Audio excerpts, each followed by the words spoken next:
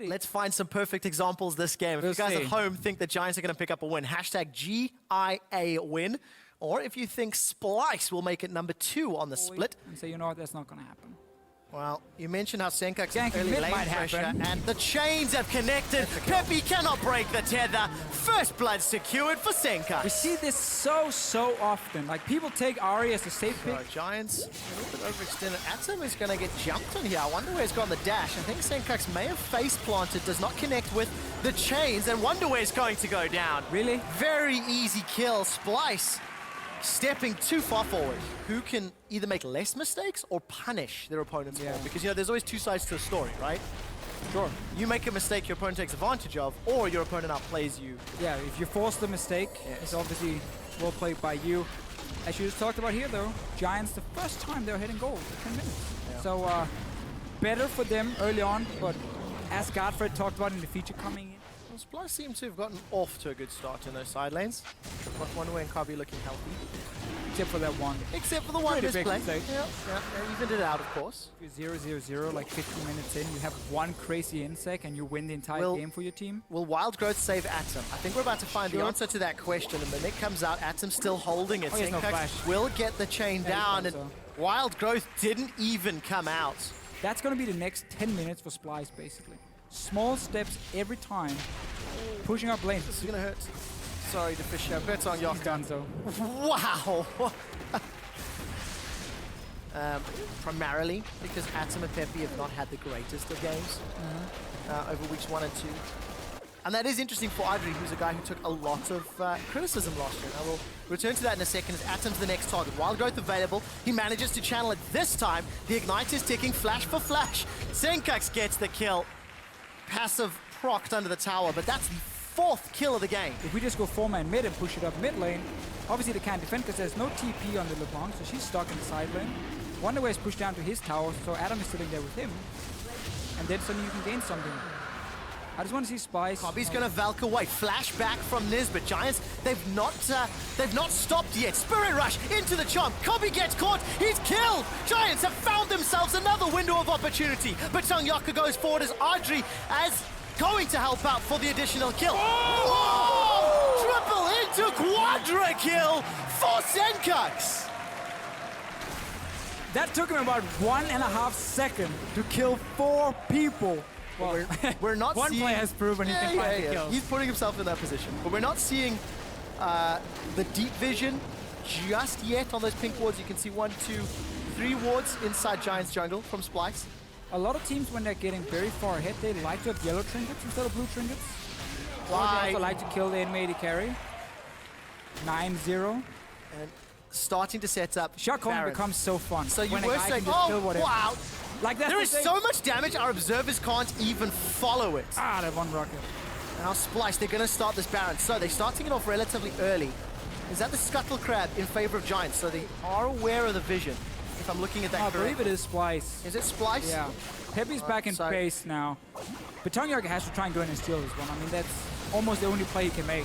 Well, Grand Challenge comes down. Wonderware will get the kill onto Batongyaka. Going to carry on chasing down onto Atom.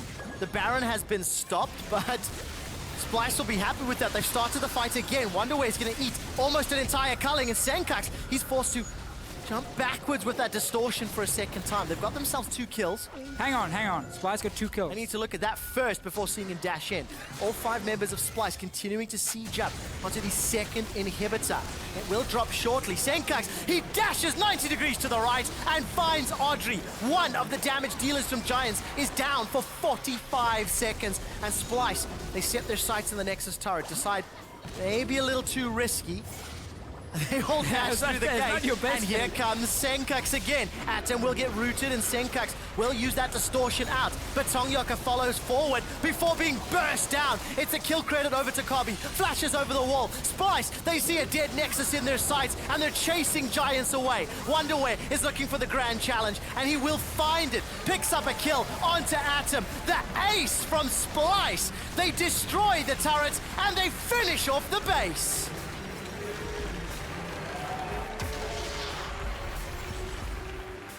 Standout performance. His own in a side lane, which shouldn't happen. So let's find out how much freedom will Origen give ROCCAT That's really going to determine this game. I'm excited to see. Extinct looks very different. Excited to see. He's lost a lot of color in his face. Yeah. Looking at the rest of the map, Sapphire and Extinct are going to have a little bit of time to play up top, but it's BF Sword into Vamp Scepter if they meet again.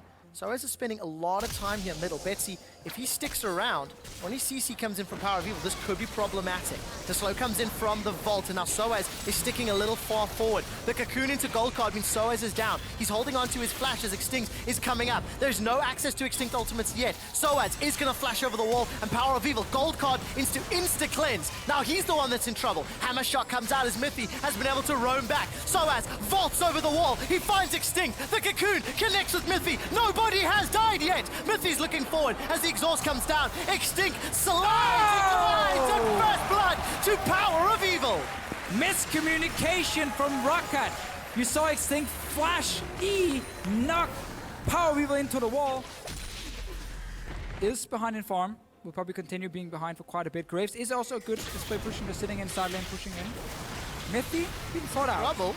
You can see Amazing. He's coming in with the Void Rush. There's some support from Power of Evil and a Wild Growth available. Extinct continues to run away, but he's been tagged by a very spooky looking ghost. A flash forward. Extinct cannot interrupt that. And Amazing with a furious bite in the kill. Amazing knowing that he's gonna get interrupted if he tries. Sometimes you think you can just knock the guy into the wall, stun him into the wall, and then Q him after, and then you knock him over the wall. It happens as well. Oh, look at Mithy this. is level Mithy's 5. in so much trouble. There's no Unbreakable Will available. Sven's been surrounded. Freddy's come up as well.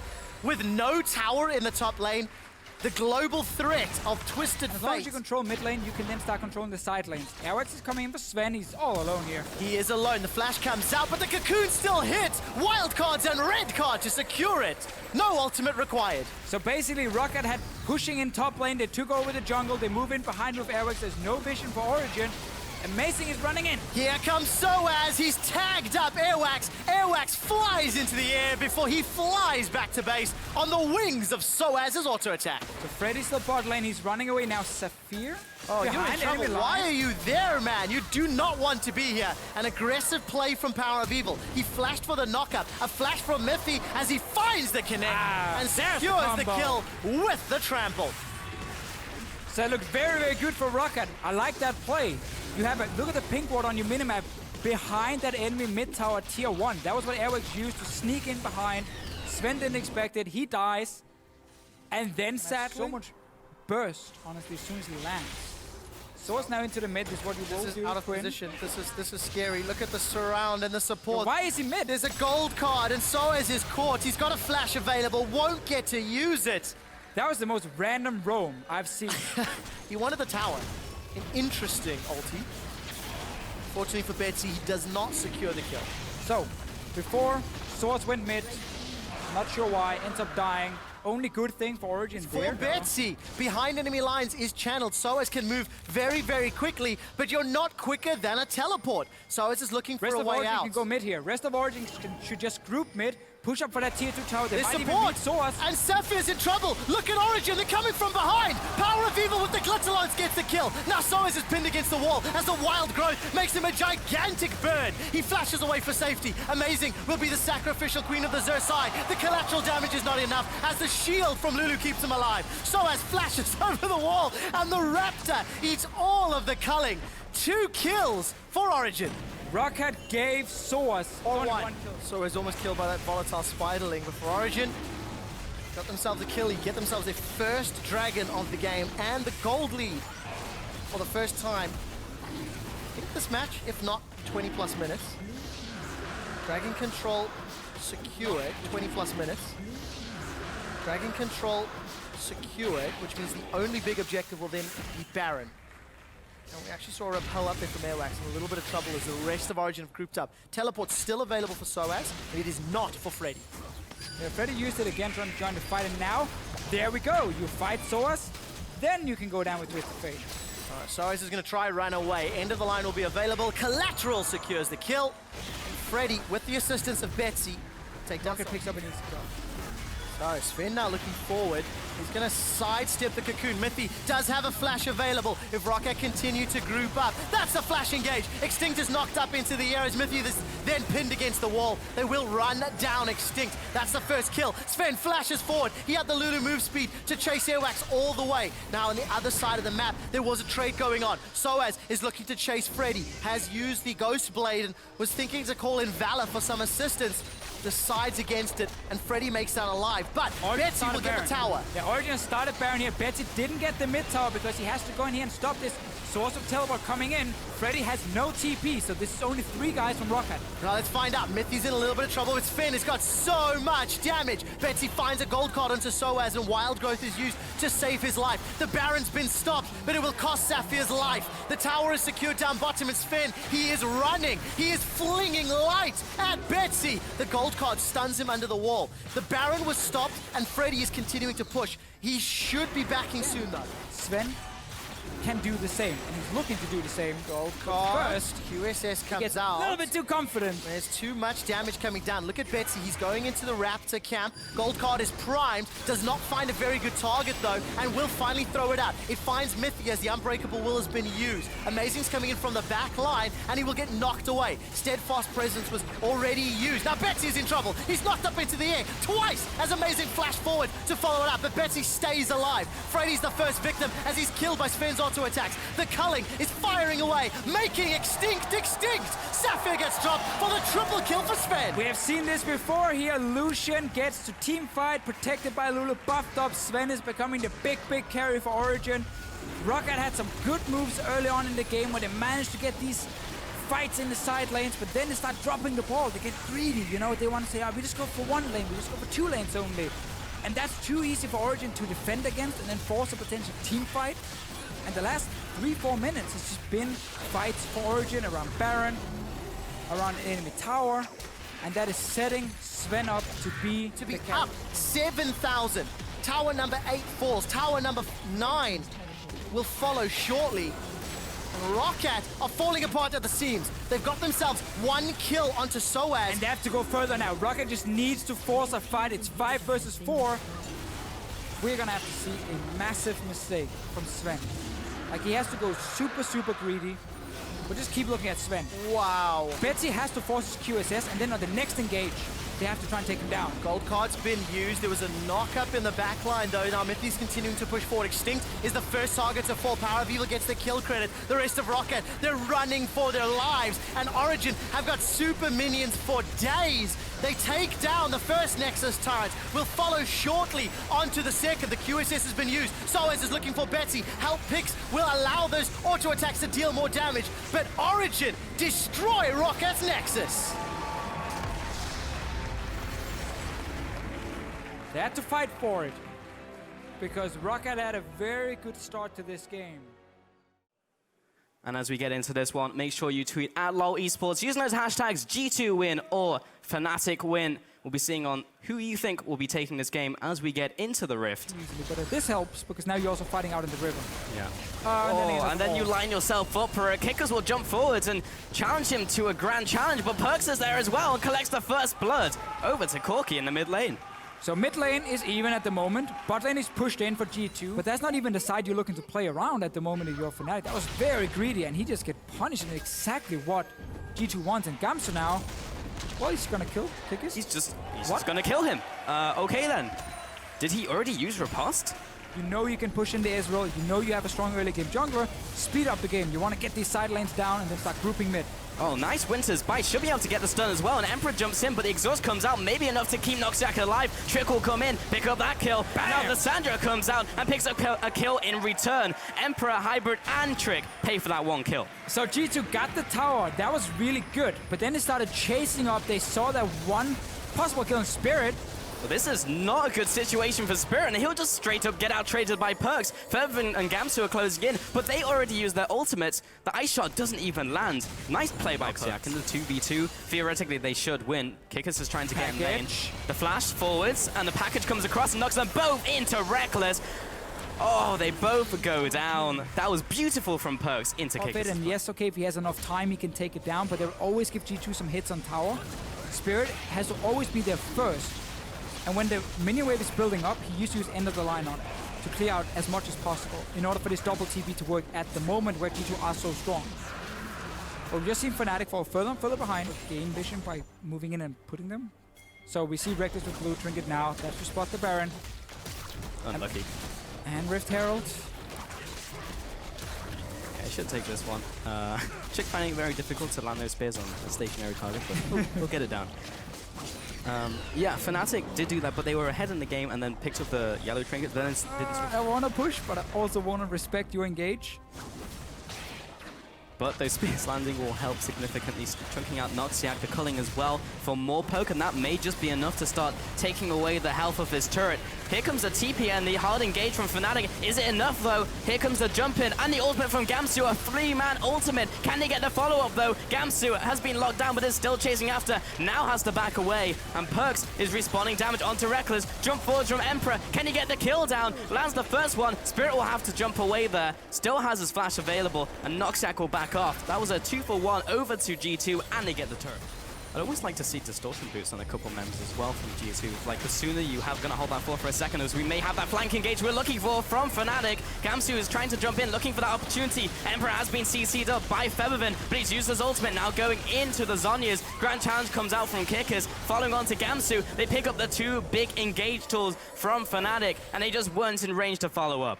Once again though, yeah. So like when G2 were just grouping so quickly with Nidalee, with Lucian, with the Braum, fnatic should just mirror the exact same thing, either as defense with Graves wave through, or down to take towers at the same pace. But it was always so slow and then got caught out, ended up dying. Maybe try and engage. Emperor's a little bit chunked, so is Perks. Perks is just in the base for some reason. He will just flash out of there. And now Noxiac has taken the chunk. Gamsu will have to back off, and Kickers is looking for the flank from the sidelines. Gamsu dropping low, he's out of mana, and now the team can get the damage onto him. He'll have to flash away, so will Featherman.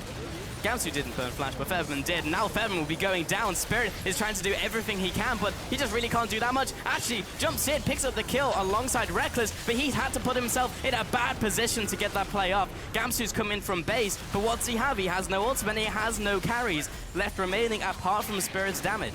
And again, fnatic are just so weirdly positioned on the map, just allowing G2 to constantly push in, poke again on mid tower, get a free bot lane tower.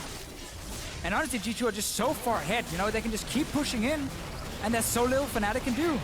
Well, they're poking away, and Gamsu's trying to tank some damage up for his tower. Now he gets CC'd in place by the Winter's Bite into the concussive blows. The tower goes down, and all fnatic are being shoved away, and Gamers 2 just close in on the Nexus, should be able to pick this one up, and Gamers 2 take the game over fnatic.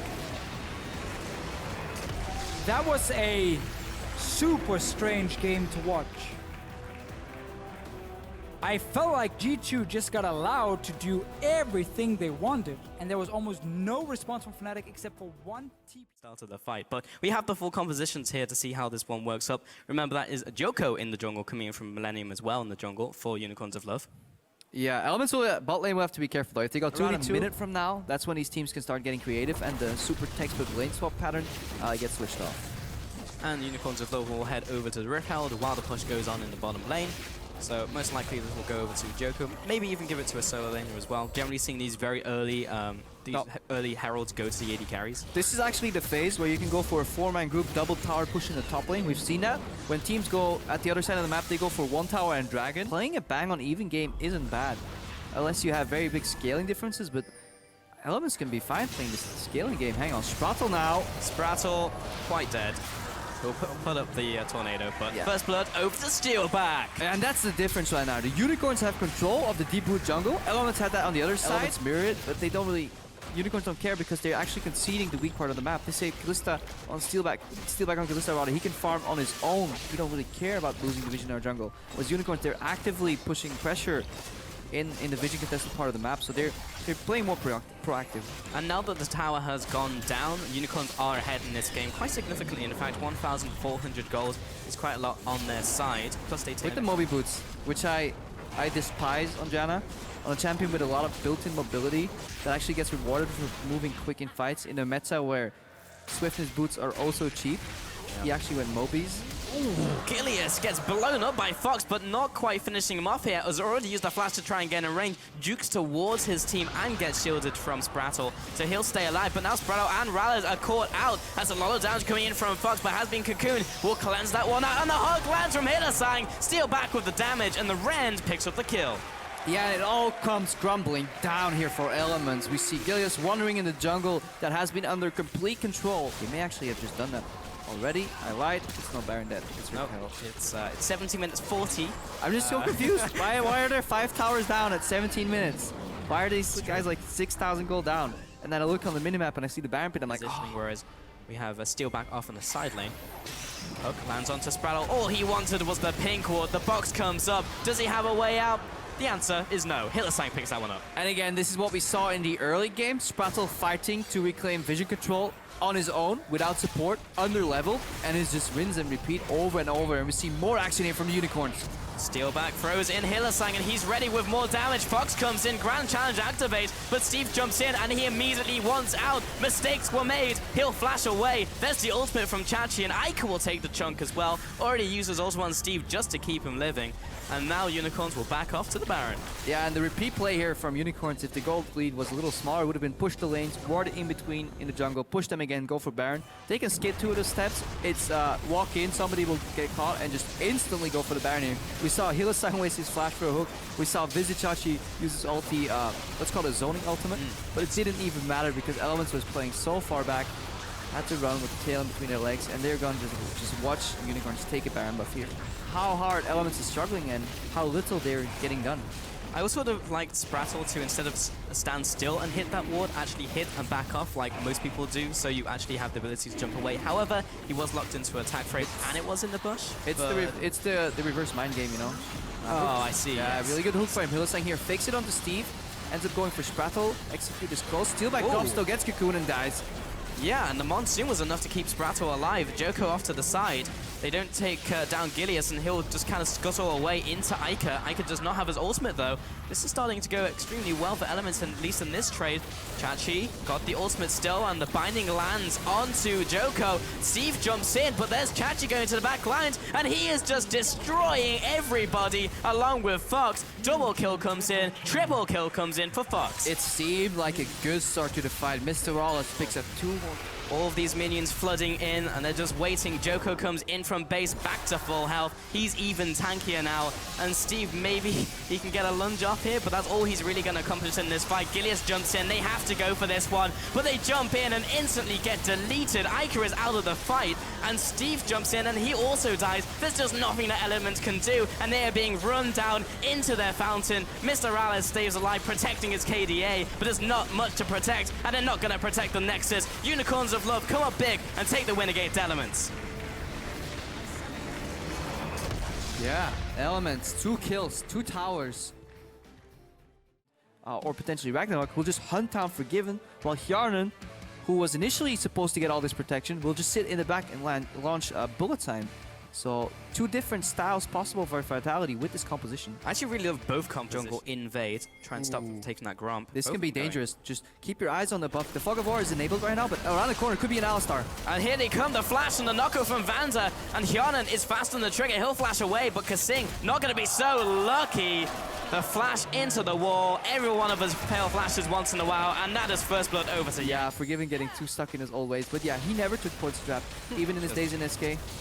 Oh, Selfie actually getting blown up by Nuketug. A Lulu just 1v1s a Lissandra in the middle lane after getting the level 6 spike. Wow.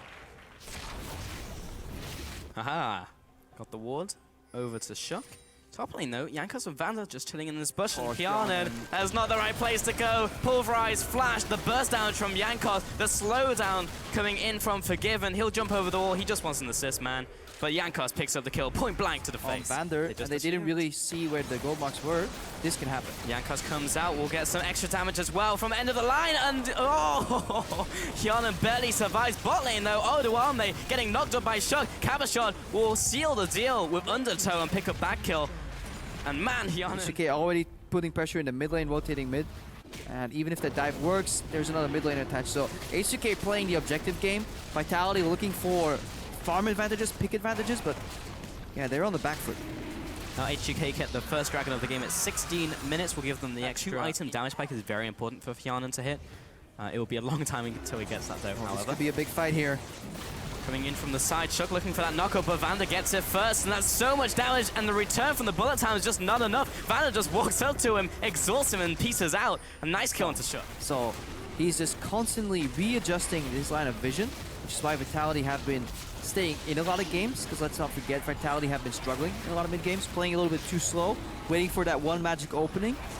And they were fine playing so patient because they had the vision, but when you play against a team like H2K, who don't really care, and they will force their plays upon you. That would have been extremely strong.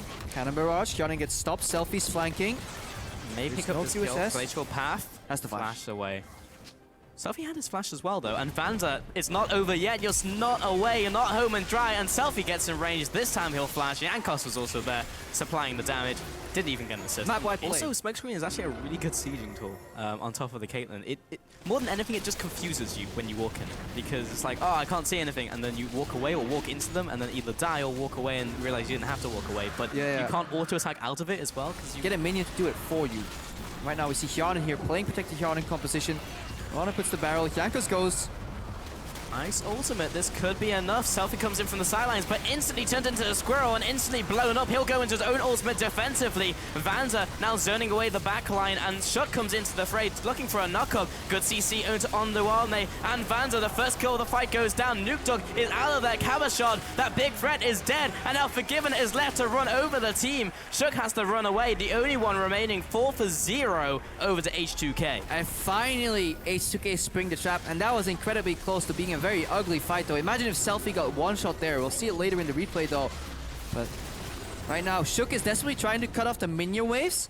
If these minions survive long enough, H2K is going straight up for the finish. So that's what Shook's doing here. He took a page out of, I think it was Marn who did it once with a teleport on the Maokai, but will be enough. Maybe H2K can just straight up tank these Nexus towers. Yeah, that's the problem. If you tank the Nexus turrets and still have minions, it still gets a reduced damage. So they can just go for these towers and just take it out. And that is just going to be game for H2K. Take the fight in mid lane, and then they take down the game. H2K with the win over Vitality.